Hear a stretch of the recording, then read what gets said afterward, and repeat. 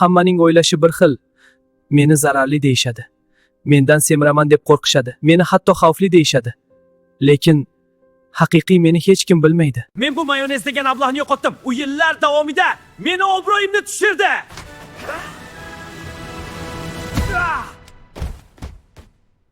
Tanishing, bu mening yangi do'stim, Grek yogurt. Yog o'rniga oqsil, zarar o'rniga foyda. Biz uning to'dasimiz. Vitaminlar, kletchatka, antioksidantlar.